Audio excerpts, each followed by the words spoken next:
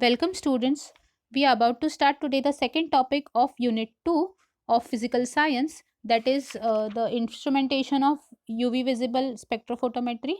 And before that, I want to talk to you about the Beer-Lambert's law. The Beer-Lambert's law uh, is used to determine the concentration of the unknown. The formula, that is A is equals to ABC, is used to determine the concentration of the unknown solution, unknown solute that you are measuring. So it can be caffeine or any simple chemical that can be measured with the help of uh, eh, on the basis of its absorption of light, how good it absorbs particular light. It can be measured with the help of Beer-Lambert's law. The explanation of Beer-Lambert's law is not covered in the syllabus, but I have already shared you the link for that. Please go and watch the video of how the Beer-Lambert's law works and how the derivation of Beer-Lambert's law is the formula of Beer-Lambert's law is derived. So in the notes, the notes that I have mentioned as Unit 2 extra or the Unit 1 extra notes, it contains the other parts from the Beer-Lambert's law, that is the deviation from Beer-Lambert's law, why it happens, the temperature effects, etc. Please go and read the notes, and because it is not covered in the syllabus, I am not teaching it, but it is very useful for you in the future experiments that you would do. So please go and read about it in from the notes that I have provided. Also, I have shared other PDF containing the absorption spectra information. What is a bathochromic shift? What is a high? Uh, what is a hyperchromic shift, etc. It is also a very useful information for your future studies, so you can go and read about them all. You read about that all in the notes that I have provided. So let us start today with the main topic, that is the instrumentation for UV visible and infrared spectrophotometry. What is spectrophotometry? the the simple instrument of in our lab, that is the colorimeter. It is also a spectrophotometer. It uses visible light from the visible range, hence we call it as colorimeter. But the method, the principle behind it is the same as a UV spectrophotometer. So the instrument that we are using in the lab is a very simple instrument, while there are sophisticated instruments available which give us wavelengths from UV range, and there are different instruments giving us wavelength of the infrared range. So they are used by scientists for carrying out various amount of experiments contain for so let us start with instrumentation. What is instrumentation? So how will you make a particular instrument? If you are given if you are said to make a UV visible spectrophotometer, so which equipment should go in that study is the instrumentation of that particular instrument. So let us understand it.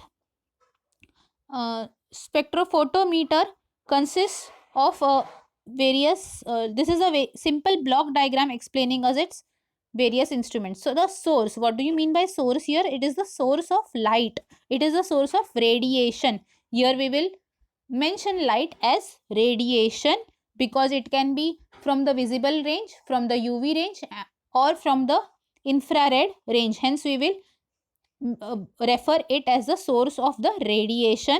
Then comes the monochromator. What is a monochromator? Chroma means a particular color, or we can also refer chroma as a particular wavelength. So monochromator means the equipment that is going to cut out all the other wavelengths. The only wavelength you will set up a particular wavelength, the monochromator will only give you that particular wavelength. No other wavelength will be sent out in the radiation. So that is the function of a monochromator. Then comes the sample holder. Sample holder means the test tube or a equipment that is going to where we are going to place our sample, test tube or a cuvette. We will go ahead and further see what is a cuvette or a test tube holder, what type of different sample holders are. Then there is a detector. So what happens is, from the monochromator, whatever light is going to get fall, whatever radiation is going to fall upon the sample holder, rest of the some of the light will be absorbed by the sample present here in the sample holder, and the rest of the light would be transmitted. So this transmitted light is measured by the detector. So detector is going to measure how much amount of light was transmitted by the sample. Matlab, from if you give 100% of light from the monochromator, the light absorbed by sample holder was 85%. So the rest of the 15% would be the transmitted light, and that is measured by the detector कि कितना 15% was transmitted or 17% was transmitted or 35% was transmitted. That is measured by the detector, and sometimes the signal of detector is very less. So in that cases, amplifier is used. Amplifier increases the signal to manifold, and recorder means the display unit, simple display unit that would be accompanied with a instrument. So this is the block diagram of a spectrophotometer. So let us start with the source of radiation. So the sources of radiation change as per the instrument that you are using. If you want a UV light, if you want a visible light, or if you want a infrared light, all these will be having different sources of radiation. For example, if it is a source of UV light, then you have to use a hydrogen lamp or a deuterium lamp. So they both will be emitting radiation in the wavelengths of 180 to 350 nanometers. So this radiation falls within the UV range, right? So because of that, they are used as source of radiation in the UV spectrometer. Then you can also use xenon.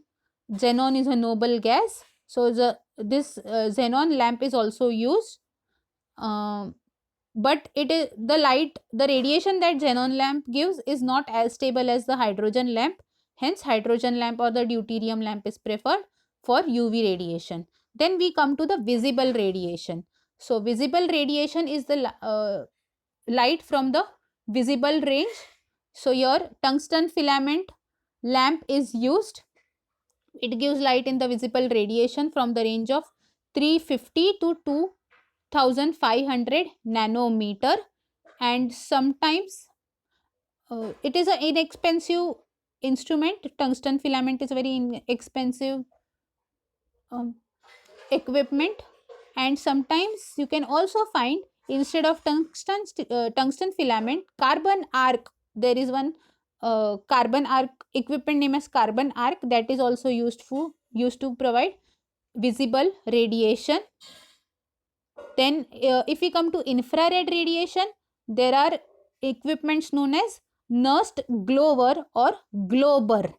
These both can be used. What is Glober? It is silicon carbide rod which when heated gives infrared radiation, and Glover is a zirconium rod of zirconium and yttrium elements. If it is heated, it gives radiation of 0.4 to 20 microns. So let us, so we have seen the sources of UV, visible and infrared. Let us see the wavelength selector. What is a wavelength selector? What happens? All these sources, the visible, infrared, or whatever the source be, for the ultraviolet it would be the hydrogen lamp or deuterium lamp, or for the visible it would be a tungsten filament, or for the infrared radiation it would be Nernst or Nernst Glover or Glober. But all these sources of light are going to give us light of very wide range. 200, the range of light would be in the range of the light they are the radiation they are emitting would be in the range of like 200 nanometers.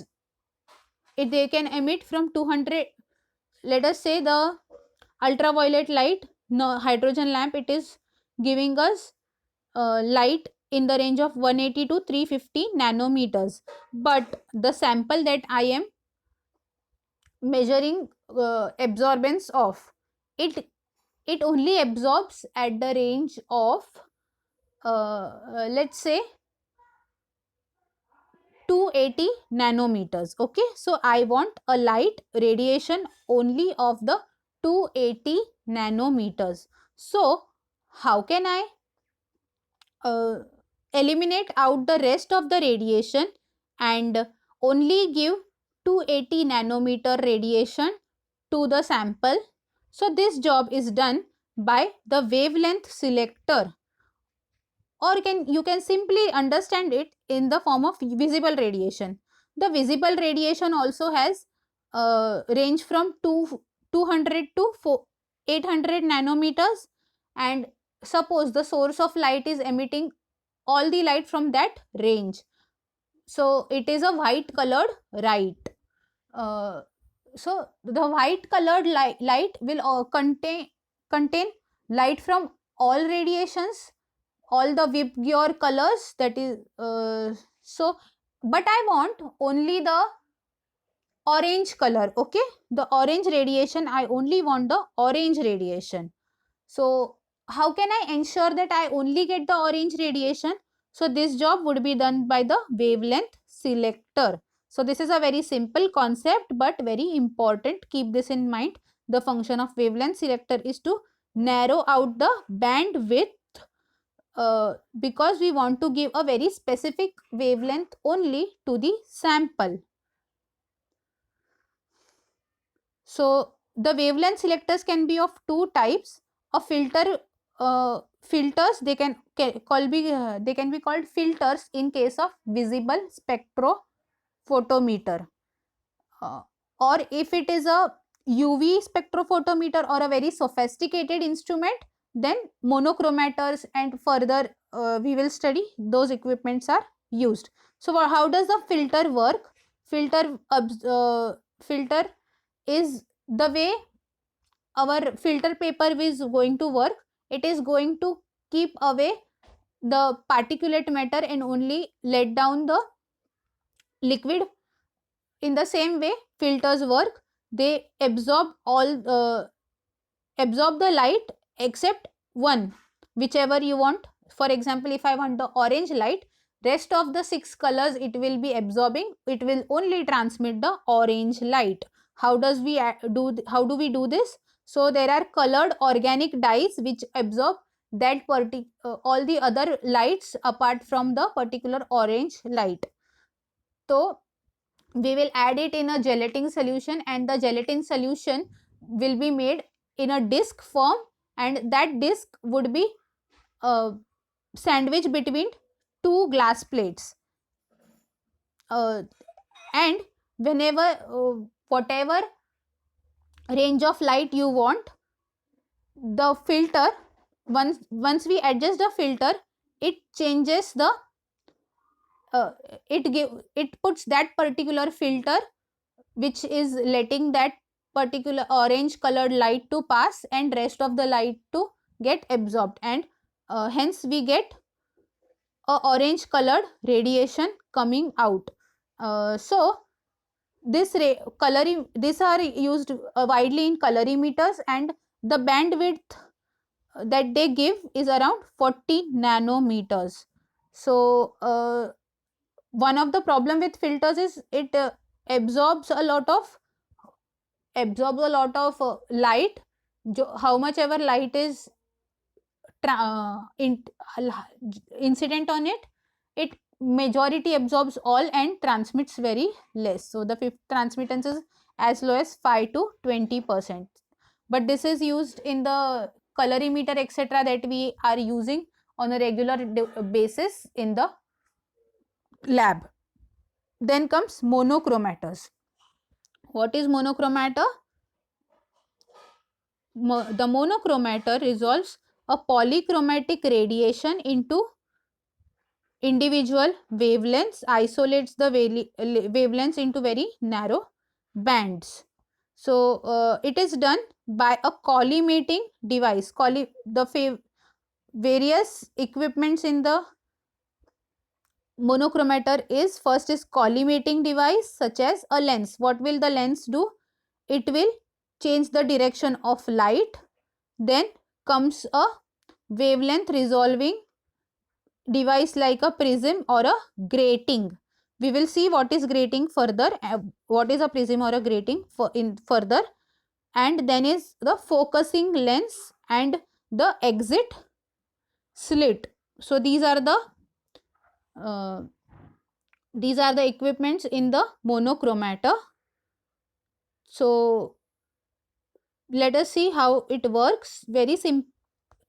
So here this is the source, the deuterium or the hydrogen lamp. It is going in with the in the entrance slit.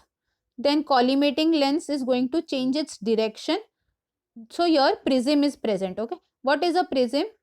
The triangular shaped glass or a quartz object. So prism will, let us suppose this, if this was a white light, so the prism can diffract white light into its constituent colors.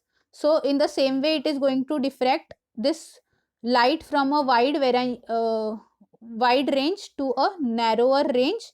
Because of their wavelengths, they will get diffracted. The light wavelengths will get diffracted. Different wavelengths will give different diffraction pattern.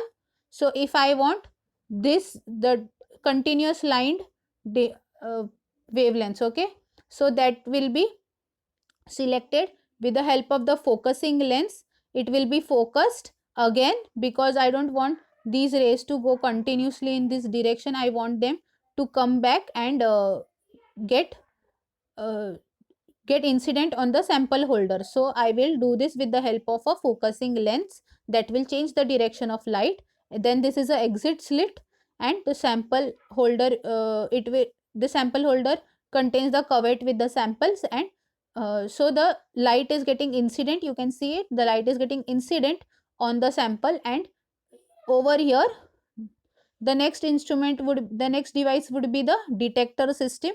So this is a very simple simple method to understand a monochromator, how it works. Prism, you can see here, prism is made up of prism would be made up of material such as quartz or glass, and there are two types of prisms according to the shape of the prism. Means if the degree of prism is 60 degrees, it is a Cornu prism. If it is a narrower prism, then it is a 30-degree prism, that is a Littrow prism. Their names are as such. So see, for the UV range, the prisms that are used are made up of silica or fused silica or quartz. And for visible range also, normal glass prisms are used. What is a grating? Let us understand grating. So gratings are this metal disc. This metal surface is etched. You can see they are not, it is not smooth, it is etched everywhere.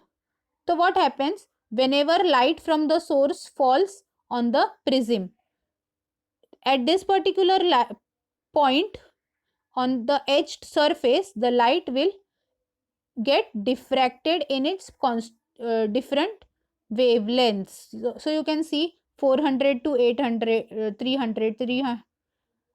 This is the first, the upper one is the 400 to 800. Then there is a radiation of 300 different. Then there is a radiation of 500 to 1000 nanometers and 4. So different light will be getting diffracted at different wavelengths, and from that it will be whichever radiation that you want, it will be uh, collected by the focusing lens and sent to the sample holder. How are gratings made? So gratings are made by aluminized surface are etched with large number of parallel grooves. So they are the gratings are very small. So within a area of 1 millimeter square, the gratings can be as small as, you can find 600 to 2000 lines. So it is the if we see gratings on a by the naked eyes, you can't make it out that this is a grating, its surface is so finely etched. But whenever there is a light that is falling on that particular grating, it diffracts the light in different wavelengths.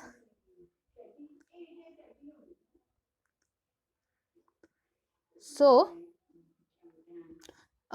whenever so in the sophisticated instruments, in very accurate instruments, prisms and gratings can be used simultaneously. Both of them are used to get a very um, accurate result.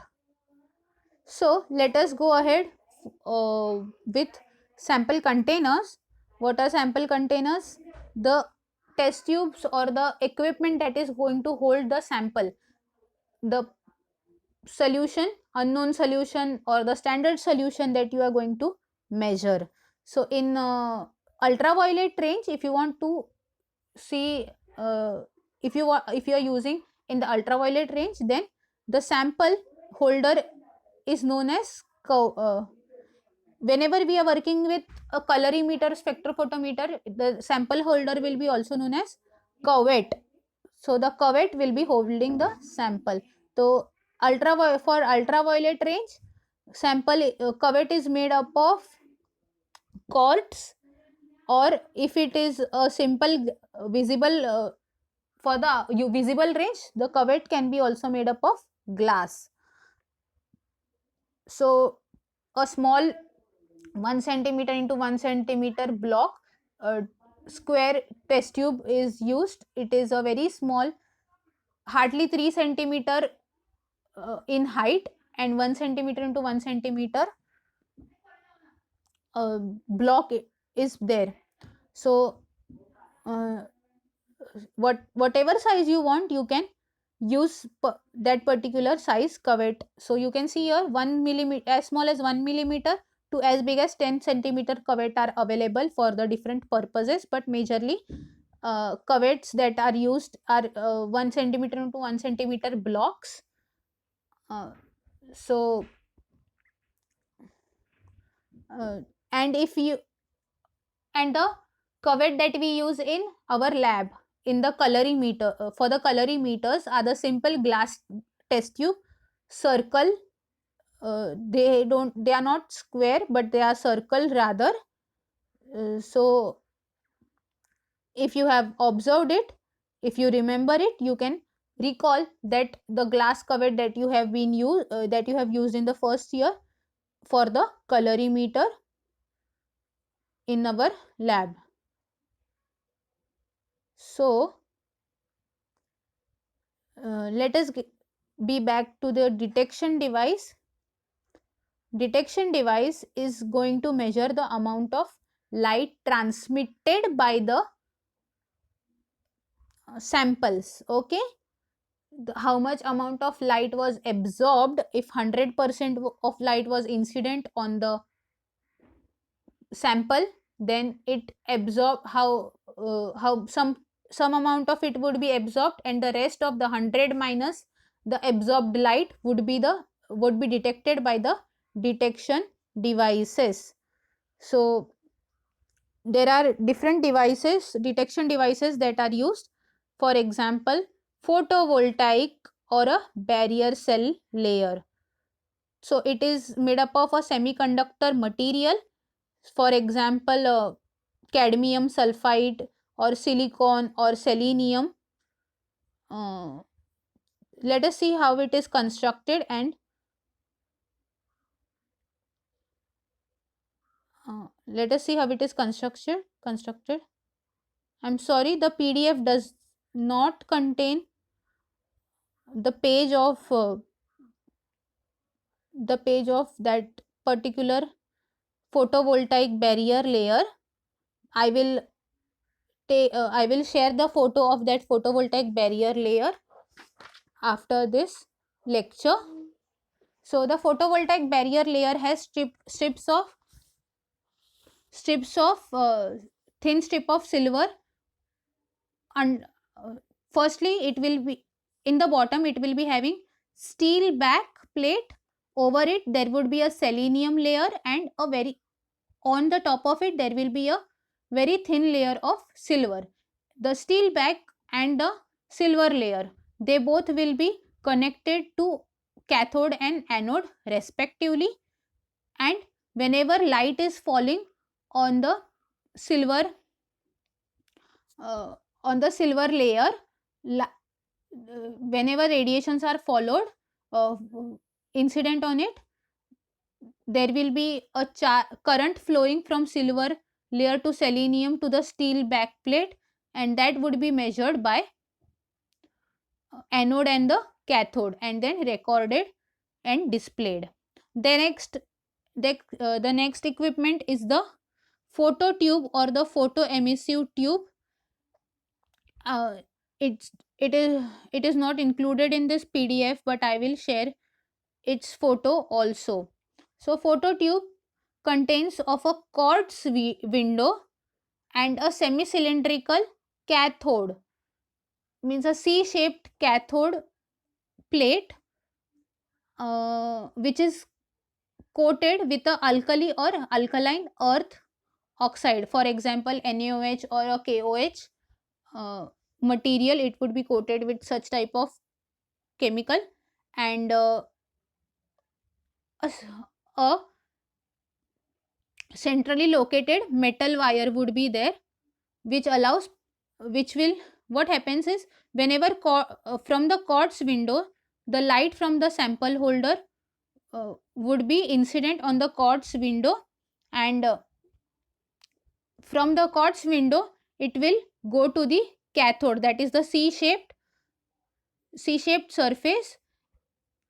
From that there would be some electrons losing electrons jumping from that cathode to the anode. Anode is a very metal wire which is going to collect that particular electrons. So there would be a voltage difference between cathode and anode. So this will be measured from the photovolt. So the voltage difference would be measured and recorded in the with the help of amplifier and the recorder. Then comes the photomultiplier cell. Photomultipliers have their they consist of amplifier. They don't need different amplifier. Let us see how it works. So once the light is incident here, the light from the sample is incident here, then this is a cathode. Here from on the cathode the light would be incident, and hence there would be a change in its voltage, right? Cathode's voltage would be changing, and these are diodes, these are wires containing voltage gap. So the voltage of this here, voltage resistance here would be the lowest, and the voltage resistance here would be the highest. Hence this is a amplifier itself. The, as I said you earlier also, photomultiplier tube will be containing the amplifier itself. It does not require a different amplifier. So because of the voltage change here, because the incident light is going to change the voltage here, so the voltage change is going to transfer from one dynode to another dynode, and it is going to get collected here at the anode, and then it is measured over here. Then comes photodiodes. Photodiodes are made up of semiconductors. So photodiodes will be made up of semiconductors. So whenever light is incident on the surface of photodiode, there will be the same way I told you earlier. In other detector systems, there would be a voltage changes, and hence the voltage changes would be measured with the help of the anodes and the cathodes. Then comes the infrared and infrared detectors. Infrared detectors are also based on the principle of semiconductors, but the material here is the other material known as germanium or lead sulfide or lead telluride. So the same concept, but the material changes because the wavelength is going to change. Then here comes a comparison between the different equipments devices used. In the ultraviolet range, we use hydrogen or deuterium lamp. In the visible range, we use tungsten filament. Or the optical system, that is the monochromator system. Here is the prism and the gratings, etc. In visible light, it is the tinted glass filter, that is the gelatin layer that I had mentioned earlier. Then the sample holder, UV spectrophotometer requires fused silica or quartz sample holder, while the visible one requires only glass. The sample holder, then detector system, ultraviolet UV spectrometer uses photomultipliers, etc., and the visible one uses photovoltaic cell.